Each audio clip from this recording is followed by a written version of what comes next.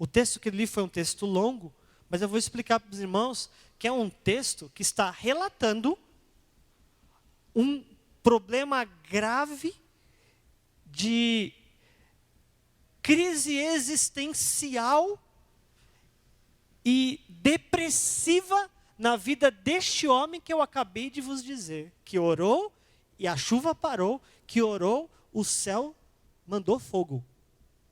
Nós acabamos de ler, esse mesmo cara que eu estou dizendo aqui, que enfrenta profetas de Baal da época, que enfrentam um exército sozinho praticamente. Esse mesmo cara é o cara que está fugindo, vai para um deserto e depois entra dentro de uma caverna e pede a morte por problema de crise existencial e depressão. Absurdo imaginar uma coisa dessa, mas é isso que aconteceu. Quando eu li esse texto, eu já terminei de ler, e quando eu percebi que isso aconteceu com Elias, eu falei assim, meu Deus, se isso pode acontecer com Elias, imagina comigo. Me deu uma paz na hora que eu li, eu falei assim, uau, eu não sou um ET se isso acontecer comigo. É muito mais provável que aconteça comigo, inclusive, do que com ele. Mas o que eu trago essa noite são pequenos, mas profundos ensinamentos que a gente pode tirar desse texto para carregar em dias tão importantes de se falar sobre crises existenciais, doenças da alma, doenças do cérebro, doenças da psique, doenças de diversas formas, que são as piores, viu, irmão? Todo mundo que conversa comigo sobre esse assunto, eu digo o seguinte, eu lhe garanto que é mais fácil você quebrar um braço do que você ter um problema psicológico, psiquiátrico. Porque quando você quebra o braço está doendo, você sabe que o braço está quebrado, por que ele está quebrado? Você vai no médico, o médico vai lá e engessa o seu braço. É o braço, está aqui, ó, tem um osso saindo para fora aqui. Pesado, né? Tem um osso saindo para fora aqui, mas eu estou vendo, é por isso que está doendo meu braço, porque tem um osso. O pastor Nemir está com o braço todo ralado ali, ó. Deus abençoou ele com uma troca de pele. Ele caiu de moto, irmãos, vai contar depois a bênção para nós aí. Teve um pequeno acidente de moto, que na verdade foi uma bênção, porque essa pele dele estava meio ruim. Ele ralou inteira, Deus arrancou e está dando uma pele nova para ele. Revelação.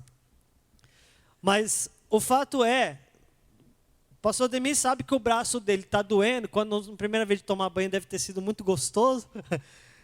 A água caiu, está doendo porque está ralado, mas quando você tem algo que é subjetivo, quando você tem algo que é por dentro, quando você tem algo que é na alma, aí o médico não acessa, o médico não vê, não dá para você ir no fisioterapeuta, não dá para você ir em alguém, não. É na alma, é dentro, pelo lado de dentro, e só quem vive sabe. Só quem vive. Inclusive é uma das coisas mais difíceis que quem passa por depressão ou quem passa por problemas psiquiátricos é justamente as pessoas no entorno, porque as pessoas no entorno não conseguem ver. Então automaticamente você fala, sai daí, sai desse quarto, sai dessa situação, sai. Só que como é que sai? Você não sabe o que está dentro, e só quem vive de fato sabe. Então é muito complicado. Mas entenda uma coisa, aqui tem algumas lições com a depressão, a crise existencial de Elias que a gente pode agarrar.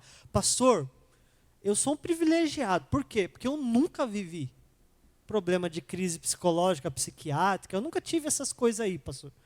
Eu, graças a Deus, me sinto até muito bem emocionalmente, muito forte. Já passei por coisas muito difíceis. Louvado seja Deus por isso. Mas o primeiro conselho que eu vou dar aqui não é para te assustar. Você que, graças a Deus, nunca viveu algo assim. Não é para te assustar. Mas o que eu vou te dar de conselho aqui, agora você vai se agarrar com ele com muita força em nome de Jesus. Porque o primeiro conselho desta palavra é o seguinte: não subestime o tempo da vitória. Por quê? Esse tempo geralmente destrói mais do que o tempo da guerra. Entenda uma coisa, esse texto que nós lemos, Elias acabou de viver uma das maiores vitórias da vida dele. Esse texto que nós lemos, a situação que Elias está, ele acabou de sair de uma grande vitória, acabou de sair de algo extraordinário. No capítulo anterior a esse, ele havia derrotado mais de 700 profetas sozinho. Imagine 700 homens vindo contra você e você, através de uma oração, destruir com 700 profetas.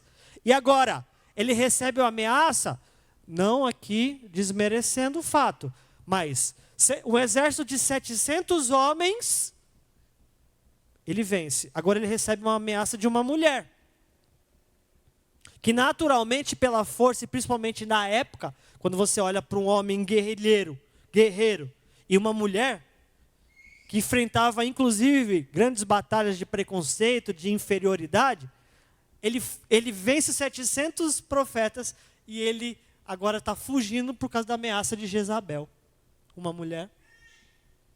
Como entender isso? E ele não só foge, ele foge por 40 dias e ele vai a centenas de quilômetros do lugar aonde Deus o havia colocado. Ele entra em uma caverna e, mergulhado em uma depressão profunda, ele pede a morte depois de uma grande vitória.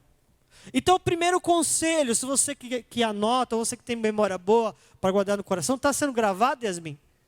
Não está sendo gravado? Para você que está ouvindo essa palavra em algum dia, em algum momento, ou talvez num estado de depressão, escute o primeiro conselho. Nunca subestime, ou nunca desfaça, ou nunca abaixe a guarda, nunca relaxe num tempo de vitória. Porque o tempo de vitória pode ser mais perigoso do que o tempo da guerra. Semana retrasada eu contava aqui na igreja. Você consegue deixar o relógio ali para mim? Eu contava aqui na semana retrasada que eu aprendi que pastor, líder, ou quem quer que seja, espiritual, que você carrega um cargo, nunca é um caminho você tentar se fazer de super-homem. Nunca é um caminho, porque isso não funciona. Ah, mas as pessoas querem, tá bom, mas as pessoas quererem, você não é super-herói, você não precisa ser. E eu falava aqui, na semana retrasada, de uma semana de muita dificuldade, de muita guerra.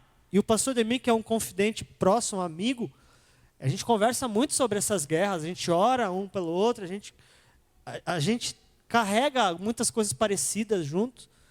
E eu falava, pedia ajuda ao pastor, pedia oração, porque eu vivi uma semana de intensa guerra em várias áreas da minha vida. E sabe o que essa semana de intensa guerra fez comigo? Eu fiz uma oração. Eu sei que eu testemunhei isso aqui já para a igreja. Eu fiz uma oração. Depois que eu saí daqui daquela palavra que eu peguei sobre a casa favorita de Deus, eu fiz uma oração. Falei, Senhor, porque segunda, terça, uma batalha imensa. Falei, Senhor, se essa batalha que eu estou vivendo é realmente algo espiritual que está se levantando contra a minha vida, é algo que eu preciso fazer algo, Senhor, me acorde de madrugada, para que eu possa orar e entender que isso de fato está me tirando de um lugar de comodismo, de um lugar de vitória, de relaxo. Me acorde. Irmãos, a partir do momento que eu fiz essa oração, e está aqui a Mel que é testemunha disso, comentei com o Fernando também, todos os dias eu fui acordado às 4 da manhã. 4 da manhã. Ah, mas como assim, pastor? 4 da manhã? É assim, pum, despertar e tomar uma água, olhar no relógio do micro-ondas, 4 da manhã? Não, 13h57, 4h02, 13h59, 4h05. Todos os dias a partir da minha oração. É como se Deus tivesse enviado uma chave, um sinal, tivesse me dado uma resposta. Sim, o que você está enfrentando é espiritual. Sim, você deve se colocar em um lugar de oração e de busca mais intensa. Então, a partir daquele momento, eu comecei a jejuar e orar na madrugada por aquele tempo. E assim a Mel fez também, porque a batalha era dentro da nossa casa, a batalha era com os filhos, a batalha era com a vida como um todo, e ela também começou a jejuar. Então entenda uma coisa, cuidado com os tempos de calmaria, porque os tempos de calmaria relaxam a gente, e isso é muito perigoso, porque o cristão precisa estar vigilante. E quem disse isso para nós? Jesus. Jesus disse isso para nós. Irmãos, eu não estou dizendo aqui que você não deve celebrar conquistas e vitórias. Quando você tiver alguma grande vitória para celebrar, pode comprar a tua pizza, pode comprar a tua picanha, pode convidar os amigos para a festa, porque o dia de festa é o dia de fazer festa. Não é isso que eu estou dizendo. Dia de festa é dia de celebrar, amém ou não? Dia de vitória, pastor, bateu a meta, Deus foi lá e deu uma resposta lá numa venda, ou você, de qualquer outra área da sua vida, Deus te abençoou com a promoção, pode comprar a pizza e ir para casa, só que só não esqueça de fazer uma coisa, antes de abrir a pizza, antes de colocar a picanha na brasa, reúne a família e fala assim, gente, vamos apresentar isso aqui diante do Senhor. Vamos falar com Ele, Senhor, foi o Senhor que nos deu, foi o Senhor que nos abençoou, foi o Senhor que nos deu a vitória. Pai, te agradecemos, te entregamos e pedimos a tua proteção para nós não nos acomodarmos nesses dias de bênção e de paz. Quem entendeu esse primeiro ponto, dá um glória a Deus para mim entender. Não vacila no dia das grandes conquistas e no dia que as coisas estão fluindo. Aleluia. Foi assim que Elias foi chamado por Deus, tocado por Deus e permitido muita coisa para que ele voltasse. Número 2. O que eu aprendo com esse texto? Escute. Deus também aparece em cavernas. Foi neste lugar sombrio que Deus apareceu a Elias. Deus também aparece em caverna. Agora escute aí para você colocar dentro do teu coração o que eu vou dizer agora.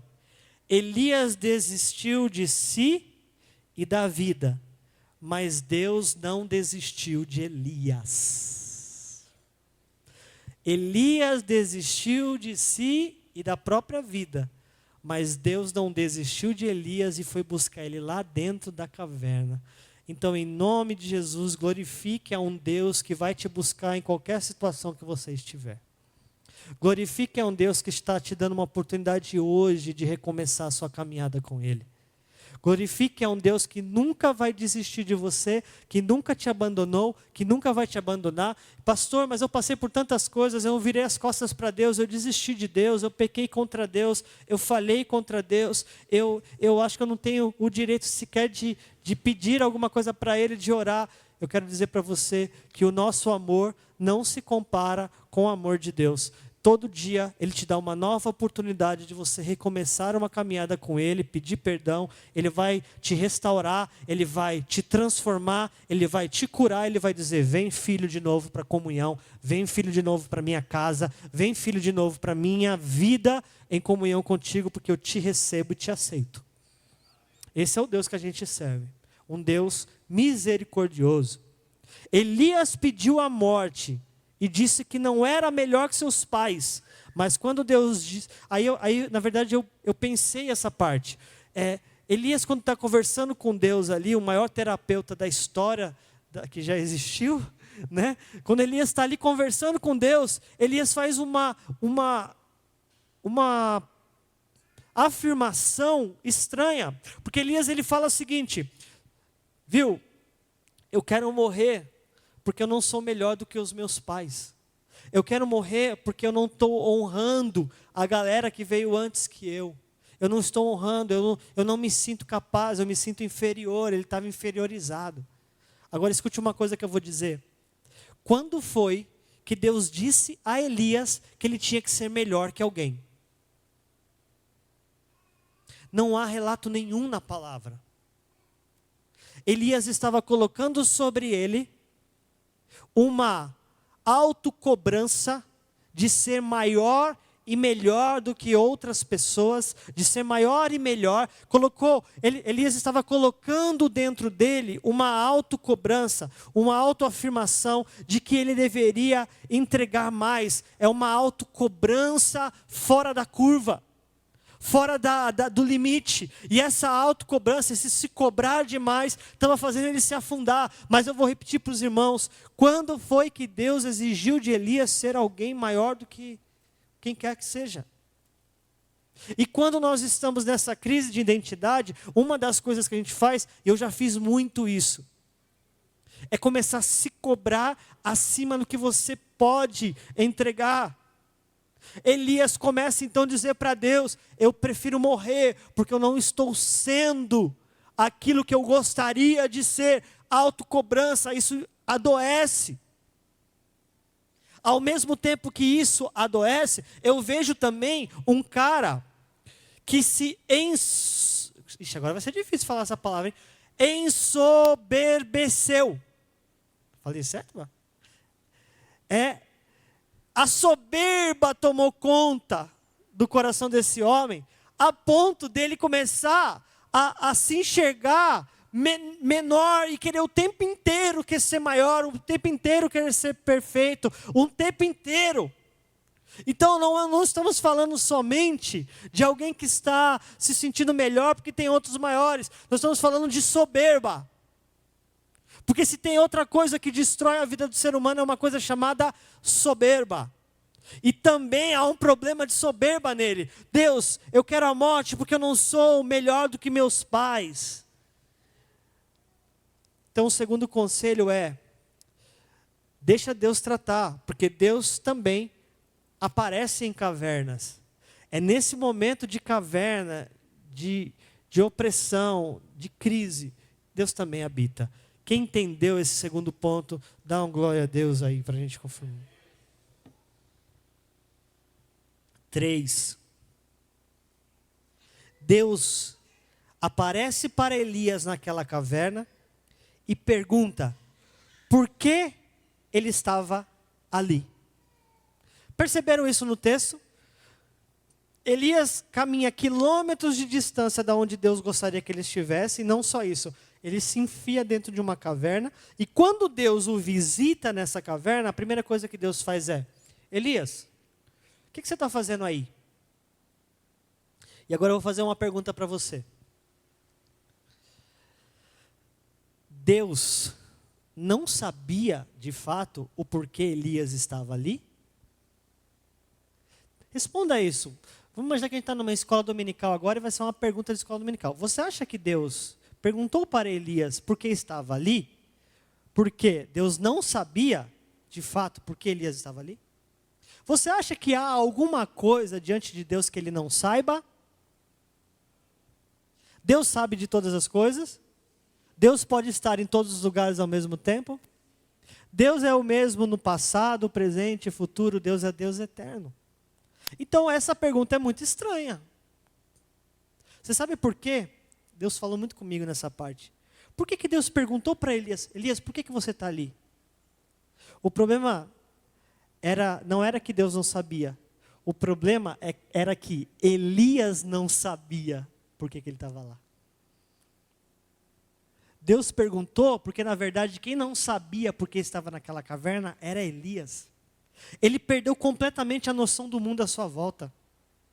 Ele tinha uma visão cheia de si mesmo. Ele estava cego, e nós podemos ver isso no versículo 14, na resposta que ele deu. Elias não conseguia enxergar que com suas próprias pernas ele foi levado para aquele lugar. Elias disse o seguinte para Deus: eu estou aqui, Deus, sabe por quê? Porque não tem nenhum crente mais em Israel. Sabe por que eu estou aqui, Deus? Porque só eu estou correndo sozinho. Só eu que parece que estou servindo ao Senhor com qualidade. Parece que só eu sou crente. Entendeu aquela coisa da soberba? Entendeu? Ele disse o seguinte: não há mais ninguém. Só ficou eu. E eu, que sou o único que sobrei, tem uma mulher querendo me matar. Olha que crise, olha que problema que esse homem está vivendo. Crise existencial, ele perdeu a noção. Então quem não sabia porque estava lá era ele. E a resposta que Deus deu para ele é maravilhosa. Porque a resposta que Deus dá para ele, viu? Elias, é como se Deus dissesse assim: você está achando que você é o super crente? Porque eu vou falar uma coisa. Deus não pegou leve. Você está achando que você é o super crente? Você está achando que só sobrou você no ministério? Só sobrou você servindo a Deus? Que você é a última bolacha do pacote? Deixa eu dizer uma coisa para você. Tem 7.000 que foi preservado, que também não se dobrou para Baal, e você nem sabe. Deus falou isso para ele, viu? Você está achando que só você? Não, tem 7.000 que eu preservei, que não se dobrou diante de Baal. Então, o problema é que ele não sabia. Quando nós estamos numa situação como essa, tudo à nossa volta perde valor. Por exemplo, eu escrevi aqui, por que o culto é excelente para uns e o mesmo culto é ruim para outros? Sabia que o culto que você sai, muitas vezes dizendo assim, hoje, sei lá, hoje foi mais ou menos. Tem outro saindo do mesmo culto, dizendo assim, que culto foi esse? Você sabe por que isso? Porque depende do estado de espírito que você chega.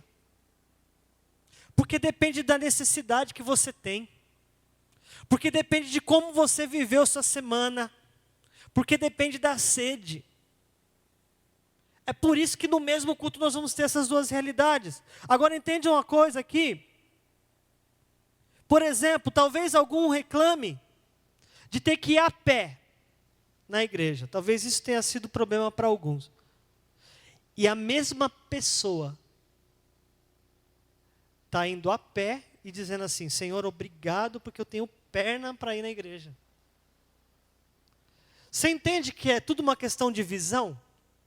Puxa, todo mundo vai para a igreja de carro, todo mundo tem seu carro, não sei o quê, e eu tendo que ir a pé, ou não sei o quê, eu estou cansado.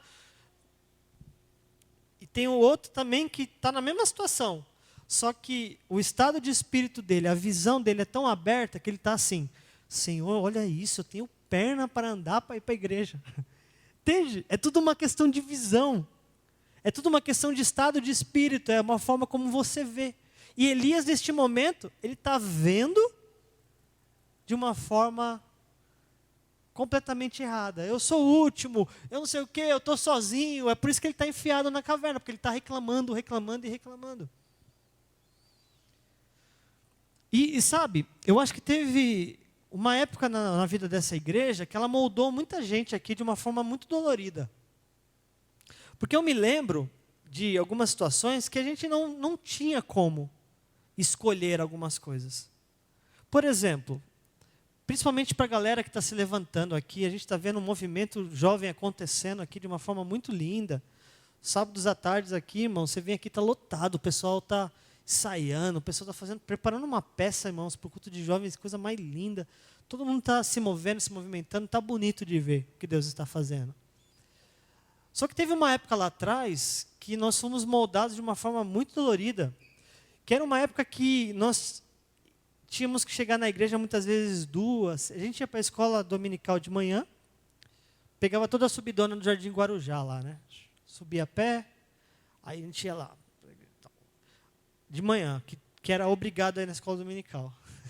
Aí a gente voltava de novo, mesmo caminho. Aí depois, quando dava 2, 3 horas da tarde, tinha que subir de novo. Aí chegava 4, saía 10 horas da noite da igreja. Uma época que foi moldando, tratando, cuidando da gente. E nós íamos. Eu, preguiçosaço no começo da minha caminhada com Deus. Aí essa aqui, toda hora, vamos lá lavar a igreja, vamos lá lavar a igreja, vamos lá lavar a igreja. Aí tinha que ir lá lavar a igreja. E ela me arrastava para a igreja, arrastava para lavar a igreja. Só que isso moldou a gente de uma forma, e hoje a nossa conversa é assim. O que tem que ser feito, tem que ser feito. Tem que ser feito. Tem que ir lá, que nem... É difícil, é doído, a gente trabalha a semana inteira, mas tem que ir lá no sábado, tem que ir lá, dói, a gente reclama, a gente sente, só que ao mesmo tempo, mas tem que ser feito. E o que tem que ser feito, a gente vai lá e faz. Entende? Então, muitas vezes tem que mudar essa visão de coitadinho, essa visão de não consigo, essa visão de, dá trabalho, essa visão de ficar engessado, tem que mudar, porque isso aí é uma forma de você ficar acomodado, que só está te levando para trás, está te impedindo de fazer a obra de Deus, está te impedindo. Porque, irmãos, está doído algumas coisas, né? Que nem, poxa, eu não vou para a igreja porque não tem ar-condicionado e está muito calor. Só que aí, se você dá um passo, muitas vezes um pouquinho mais distante, tem gente caminhando quilômetros para chegar num lugar, para ir para um culto, que vai chegar num lugar de telha, que não tem som, que não tem piso, que não tem às vezes cadeira, e está indo cultuar. Então, tudo é uma questão de visão.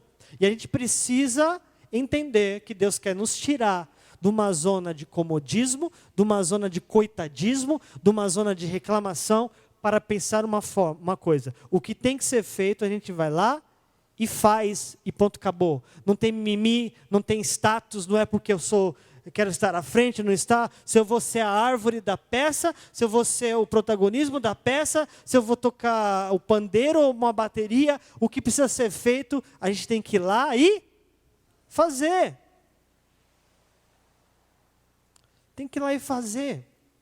Porque senão a gente vai estar sendo muito egoísta com Deus que nos salvou na cruz do Calvário, que deu a sua vida por amor de nós. Quantos entenderam então que Deus aparece a Elias e pergunta: Elias, o que você está fazendo aí? Não porque Deus tinha dúvida, mas porque Deus queria mostrar para ele que era ele quem não sabia. Quando ele dá a resposta, eu estou aqui por causa disso. Então Deus disse, vai lá e corrige. Não, eu preservei 7.000 homens também. Você não está sozinho, você não é a última bolacha do pacote. Vem para fora, Elias. Sai daí. Quem entendeu? Amém. Quarto ponto. No tratamento que Deus faz a Elias, que está em condição de depressão, Ele não o trata como coitadinho, como eu já falei aqui. Deus não alisou Elias. Entenda isso. Quando Elias sai para fora, Deus faz a mesma pergunta: Elias, o que fazes aqui? Ou seja, o tratamento ainda não acabou. Tem coisa ainda em você que eu preciso tratar, que eu preciso mudar. Elias, o que fazes aqui? Deus chama ele para raciocinar. Ele quer colocar sobre Elias a consciência de que viver naquela condição ou não, dependia dele naquele caso. Dependia dele. Deus quer substituir o ponto final que Elias decidiu colocar na vida dele, para colocar uma vírgula, e assim mudar completamente o futuro dele. E aqui vem uma palavra profética, ou para alguém que está aqui, ou para alguém que vai ouvir essa palavra futuramente. Tem muitas pessoas hoje que logo pensam em colocar um ponto final na sua vida. Mas aonde há um ponto final, deixa Deus te tratar. Porque Deus vai pegar o ponto final, Ele apaga o ponto final e coloca vírgula. Agora deixa eu escrever a partir da vírgula sua história, sua caminhada. Está pensando em colocar ponto final? É muito profético isso, irmãos, porque eu creio que em vídeos como esse, Deus fala com alguém que está tentando se matar. Quem crê nisso? Ah, irmãos, tem cada testemunho sobre isso, irmãos. Cada testemunho sobre isso. E agora eu lanço essa palavra em nome de Jesus. Quem estiver tentando dar cabo da vida, colocar ponto final, eu profetizo agora, dê uma chance para Deus tirar o ponto final e colocar uma vírgula em nome de Jesus na tua história. Deus entra na vida dessas pessoas agora, toca, cura e impede que elas tirem a própria vida em nome de Jesus. Nós profetizamos que essa epidemia de suicídio vai acabar, porque o nosso Senhor é maior, em nome de Jesus. Aleluia. Glória a Deus. Deus dá uma ordem. Elias, sai para fora, se coloca nesse monte agora. E de quem era a responsabilidade de sair para fora? De Elias. Ele não foi transportado daquela caverna para o monte. Elias sai para fora com suas próprias pernas. E é isso que Deus quer fazer com muitos de nós, quando a gente está nessa situação. Levanta daí, dá um passo, sai para fora, sai dessa condição. É Deus quem está falando. E Deus se responsabiliza daquilo que Ele fala. Elias então sai. E quando Elias sai, começa uma nova possibilidade para um novo tratamento. E aí vem a pergunta, você já saiu? E agora, o que fazes aqui? Deus pergunta de novo. E vem os 5. Quinto ponto. Deus fala com quem está perto. Deus fala com quem está perto. Escute isso. Deus estava no estrondo? Pode responder não. Não. Deus estava no barulho? Deus estava no poder extraordinário, nos raios? A Bíblia nos disse no versículo 11 e 12 que Deus estava no sussurro. Só era possível ouvir se estivesse perto. A Bíblia fez questão de dizer que o tratamento de Deus com Elias foi: eu vou falar baixo. E Elias, como se fosse assim a cena que eu imagino. Elias. Deus falava. Aí eles, quê? Aí Deus falava, chega mais perto. Aí Elias dava uns 3 passos. Aí Deus falava. Aí Elias, quê? Chega mais perto para você ouvir, cara. Quanto mais Elias chegava perto, mais ele conseguia ouvir Deus falar. Acho que alguém já entendeu aqui, né? Deus quer que você chegue perto. Tem algumas pessoas aqui que Deus está assim, ó.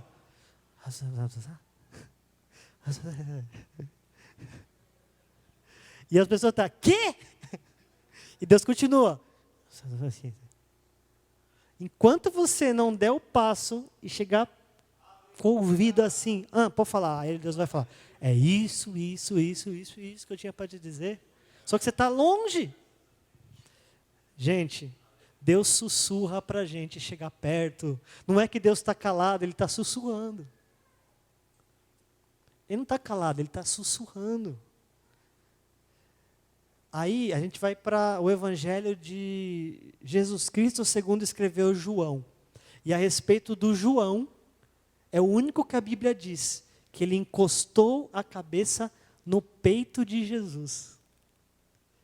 Será que é por isso que quando ele começa a escrever o Evangelho, no princípio era o Verbo, e o Verbo era Deus, e o Verbo estava com Deus. João, quando encosta a cabeça no peito de Jesus, ele não só tem agora a revelação a respeito do presente, das coisas que Jesus fez, mas quando ele encosta a cabeça no peito de Jesus, ele escuta o que Jesus era antes da fundação do mundo. Só que não é só isso, porque depois você vai para Apocalipse, e quando João encostou a orelha no peito de Jesus, ele escutou também a respeito das coisas futuras que ainda vão acontecer. Chegue perto para você ter revelação do Senhor. Chega perto, é perto que Ele quer, gente. É perto que Ele quer, aleluia, glória a Deus. Deus não estava no estrondo, Deus estava no sussurro. Agora, seguinte, cuida de uma coisa. Não coloque todas as suas expectativas no extraordinário, no espetáculo, no barulho, no estrondo. Porque Deus também se manifesta na calmaria, no sussurro e muitas vezes no silêncio. Eu quero ter uma experiência com Deus. Eu quero ter uma experiência com Deus, eu quero ver uma perna nascendo. Eu quero ver uma mão nascendo na minha frente. Tem uma época da nossa vida que a gente vive isso. Eu quero ver um milagre, eu quero ver um paralítico levantar. A gente vive uma época assim, a gente imagina que Deus está nessa situação. E quando isso não acontece, Deus não está. Eu quero ver um anjo.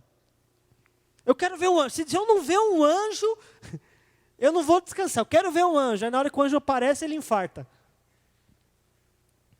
Apareceu um anjo, ele morre de medo, sai correndo. Imagina se do nada aparece um anjo aqui. Ai, meu Deus. A criança começa a chorar e dá um... Cuidado. Que Deus proporciona essas experiências, é verdade. Deus proporciona. Mas, cuidado para você colocar toda a sua expectativa nisso. Porque a maioria das vezes nós vamos viver uma comunhão com Deus, dele falando baixinho. nele num sussurro, e até muitas vezes nele num silêncio.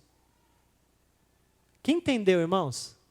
Cuidado, Deus fala com quem está perto. Cuidado, para criar grandes expectativas em coisa que Deus quer trabalhar no simples. Será que é mais gostoso? Olha, essa aqui veio agora. Será que é mais gostoso você viver um culto em que você está aqui, de repente um paralítico se levanta, ou de repente alguém recebe uma cura extraordinária, um culto, e você fica vislumbrado, vai embora e vai viver seu dia com aquele vislumbre que daqui 5 meses você esqueceu o que aconteceu? Será que é mais gostoso viver essa experiência, ou você todo dia acordar, abrir sua janela, respirar,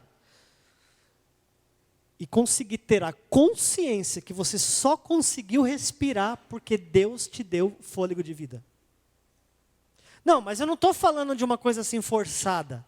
Eu estou falando de uma experiência de você realmente, no caminho da sua segunda-feira para o seu trabalho ou para onde quer que você vá, você realmente viver uma experiência de falar, Deus está aqui. Deus está aqui, nessa atmosfera. Eu só estou respirando porque Deus está. Eu sinto Deus em cada respiração que Ele me proporciona. Eu sinto Deus. Aí na hora que você for comer um pãozinho na chapa com café com leite. E você fala assim, puxa, Deus está aqui. Ele me deu condição de comer esse pãozinho na chapa e esse café com leite. Eu sinto Deus aqui. O que é melhor? Você viver uma experiência dessa todos os dias, ou você viver uma experiência de ter visto um grande milagre extraordinário? Então, quer saber de uma coisa? Você vai ver muito mais milagres quando você olha a sua volta o tempo inteiro acontecendo, do que você querer uma experiência sobrenatural. Então, busque o sobrenatural que acontece no natural. Busque o sobrenatural de saber que Deus está controlando um ecossistema, que Deus está controlando o universo, que Deus colocou uma atmosfera que está nos protegendo o tempo inteiro e que não entra um meteoro aqui para destruir tudo. Que a Terra está girando exatamente na proporção que há a possibilidade de vida, não pode nem gerar menos nem mais, isso é comprovado cientificamente. Comece a ver esses milagres e a degustar e a desfrutar disso. Ao invés de ficar o tempo inteiro buscando. E aí, sabe o que acontece com muita gente? Começa a correr para tudo que é lado. Aí fica encontrando o profeta de não sei o quê, o pastor não sei da onde, o milagreiro não sei das quantas. E começa a buscar nesse monte aí vai encontrar um fanfarrão. Vai encontrar um aproveitador. Vai encontrar um mentiroso. Vai encontrar. E sabe o que vai acontecer? Nada. Profetizou na minha vida lá, não sei o quê. Beleza, e aí? E aí que eu continuo do mesmo jeito. Não mudou nada na minha vida. Foi só um dia, só uma noite, só uma experiência. Não, gente, está na hora da gente amadurecer para coisas maiores. Maior, pastor, do que uma profecia direcionada para mim? Exatamente. Maior. Você prefere que eu profetize na tua vida ou você prefere ter um contato direto com Deus? Eu prefiro que você profetize, pastor. Pelo amor de Deus, vai. Algo maior, é Deus falando com você no pãozinho na chapa, gente. É disso que a gente precisa. A gente precisa de Deus sem intermediários. A gente precisa de Deus sem passar pelo homem. A gente precisa ter um contato direto com Ele. É isso que essa palavra quer dizer para nós. E eu termino agora. Último ponto. Por fim, o maior tratamento, Deus pede para Elias voltar pelo mesmo caminho por onde ele fugiu dos planos de Deus para a sua vida. Que coisa extraordinária. O que você está fazendo aí, Elias? Ele vai lá e fala a mesma coisa. Não sei o quê, só tem eu de crente, mataram todos os profetas, só eu sobrei. Aí Deus vai falar para assim, não foi só você que sobrou, tem mais 7.000 que eu preservei, você não sabe de nada. E vamos fazer o seguinte, volte pelo mesmo caminho que você fugiu. E Elias tem que fazer exatamente o mesmo caminho pelo qual ele fugiu. Que psicólogo é o Senhor, né? É como se ele dissesse assim, viu? Você vai ter que conhecer exatamente todo o percurso que te trouxe até aqui. E agora você volta corrigindo ele. Imagina como foi essa volta. Gente, é centenas de quilômetros. Alguns falam em 300 quilômetros. E ele tem que voltar exatamente. Mas ele voltando e sendo tratado e curado nessa volta, ele voltando assim, nossa, quando eu passei aqui, eu estava assim. Olha por onde, olha, essa árvore aqui, ó, eu entrei aqui, ele voltou para ir ver a árvore que ele entrou debaixo. Ó, essa árvore aqui eu entrei debaixo, e eu estava lá já dormindo, pedindo a morte. Foi aqui que eu pedi a morte. E quando eu estava pedindo a morte, Deus apareceu e colocou comida para mim, e eu comi e consegui caminhar. Foi nesse lugar, ele foi voltando, foi voltando, foi voltando. E ele não voltou de qualquer forma. Quando ele voltou pelo mesmo caminho, a palavra diz que ele voltou com uma nova missão. E ele tinha que orar por 3 pessoas. Ele tinha que consagrar rei, ele tinha que consagrar um profeta. Ele tinha que mudar vidas. Ele voltou com um novo propósito. Quem já entendeu? Esse é o tratamento do maior terapeuta que já vivemos, já vimos. Volte pelo mesmo caminho. E eu termino dizendo para os irmãos o seguinte: ao final de tudo, Elias percorreu todo esse caminho de depressão, de tristeza, de dar ponto na sua própria vida, de fugir dos planos de Deus, de fugir do lugar onde Deus gostaria que ele estivesse. Elias fugiu, fugiu e fugiu. E ao final de tudo, Elias volta exatamente para o lugar onde Deus queria que ele estivesse. No final, os planos de Deus sempre vão se cumprir, apesar das nossas fragilidades e falhas. Pode dar volta, pode se debater, pode ir para lá, pode ir para cá, pode fazer o que for, mas ao final de tudo, a gente vai sempre acabar no lugar onde Deus quer que nós estejamos. E eu fico lembrando de algumas mães que oram por filhos rebeldes, pais que oram por filhos rebeldes. Eu tenho uma palavra para vocês essa noite. Escutem aqui.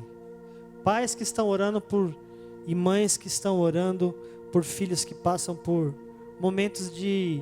Quando eu digo rebelde, não é no mau sentido da palavra, irmãos. É só um momento que estão numa crise existencial, uma crise... E você já deve ter orado por esses motivos. Eu quero vê-lo, vê-la nos caminhos, na presença do Senhor. Escute o que eu vou dizer aqui. Eles vão voltar exatamente para o lugar aonde Deus os chamou para estar. Eles vão voltar. Você está olhando para... Se você olhar à sua volta, você vai encontrar um monte de gente que tentou sair dos planos de Deus e dos propósitos. Você vai encontrar. Todo mundo aqui já passou por algum momento assim de falar assim, eu não quero essa vida, eu quero outra. Voltou exatamente para o lugar. Você quer se tranquilizar de algo essa noite? Os planos de Deus vão se cumprir. Vai chorar, vai doer, vai ser difícil. Talvez vai escolher caminhos mais longos, mas vão voltar exatamente para o lugar onde Deus os chamou. Foi assim com você, foi assim comigo, é assim com nós. Então eu queria te convidar a se colocar de pé, porque se não for você essa noite que precisa desse retorno aos propósitos, aos caminhos do Senhor, deva ser alguém que você está orando, buscando. E hoje nós vamos pedir para que o Senhor trate assim como tratou com Elias. E assim nós oramos essa noite, Senhor.